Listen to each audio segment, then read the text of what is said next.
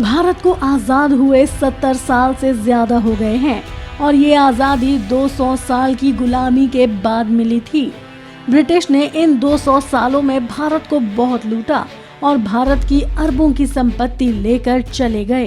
लेकिन कभी आपने ये अंदाजा लगाया है कि इन 200 सालों में अंग्रेजों ने भारत की कितनी संपत्ति को लूटा और आखिर अंग्रेज भारत आए ही क्यों थे? चलिए आज की इस वीडियो में हम आपको इन्हीं सब की जानकारी देते हैं। इस वीडियो को आखिर तक जरूर देखें। आपने सुना ही होगा कि भारत को सोने की चिड़िया कहा जाता था, लेकिन ब्रिटिश शासन के बाद भारत का काफी धन लूट लिया गया। वैसे तो इसका अंदाजा लगाना ही काफी मुश्किल है, लेकिन एक प्रसिद्ध अर्थशास्त्री ने एक एस्टिमेट रकम बताई है जिसे अंग्रेजों ने भारत से लूटा था। ब्रिटिश शासकों की ओर से लूटे गए खजाने की वजह से अर्थव्यवस्था पर काफी असर पड़ा था। 200 साल तक देश में अत्याचार करने वाले अंग्रेज वापस तो लौट गए थे, लेकिन इतने समय में उन्होंने हमारा काफी धन लूट लिया था।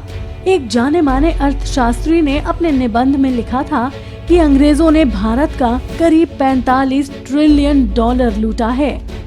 साल 1900 से लेकर 1902 के बीच भारत की प्रति व्यक्ति आय 196.1 रुपए थी, जबकि साल 1945-46 में ये 201.9 रुपए हो गई थी। बताया जाता है कि अंग्रेजों ने साल 1765 से 1938 तक कुल 9.2 ट्रिलियन पाउंड का खजाना लूट लिया था, जो कि 45 ट्रिलियन डॉलर के बराबर है। अंग्रेजों ने भारत को लूटकर बर्बाद कर दिया और अपनी शान और शौकत के लिए भारत को बिल्कुल बर्बाद कर छोड़ दिया।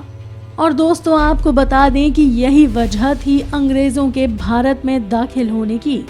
अंग्रेज भारत को लूटने के मकसद से ही भारत में घुसे थे। चलिए अब आपको बताते हैं कि अंग्रेज भारत में किस प्रकार घुसे थे। 20 मई 1498 को भारत के कालीकट बंदरगाह से वास्को डी गामा पहली बार समुद्र के रास्ते भारत पहुंचा और भारत के लिए यूरोप और पूर्वी देशों के बीच समुद्री मार्ग खुल गए। धीरे धीरे यूरोपीय देशों के लिए भारत एक प्रमुख व्यापारिक केंद्र बन गया और यहाँ मिलने वाले मसालों के व्यापार पर कब्जा करने के लिए अंग्रेजों की चाह बढ़ने लगी। इसी के बाद ही कई नौसैनिक युद्ध भी हुए।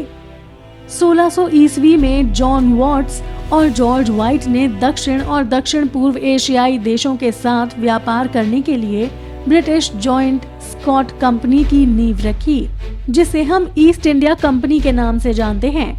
24 अगस्त 1608 को सूरत के बंदरगाह पर अंग्रेजों का आगमन हुआ, लेकिन इस घटना के 7 साल बाद सर थॉमस रो को सूरत में कारखाना खोलने की इजाजत मिली और शाही फरमान मिला।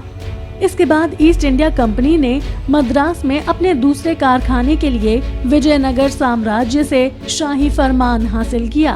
अंग्रेजों ने अपनी कूटनीति के बल पर भारत से अन्य यूरोपीय कंपनियों को बाहर खदेड़ दिया था और ये रेशम, नील, कपास, चाय और अफीम का व्यापार करने लगे। इस दौरान उन्होंने देखा कि यहाँ की सामाजिक, राजनीतिक और आर्थिक स्थिति बिल्कुल अस्त व्यस्त है और लोगों के बीच आपसी मतभेद भी हैं। और इसी बात का फायदा उठाकर उन्होंने भारत पर शासन करने का विचार बनाया और इस राह पर कदम बढ़ा दिए। 1750 के दशक से ईस्ट इंडिया कंपनी ने भारतीय राजनीति में दखल देना शुरू कर दिया।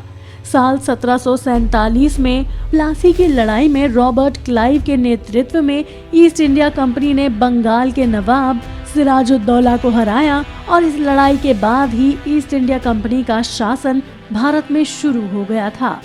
तो दोस्तों, आपकी इस वीडियो के बारे में क्या राय है?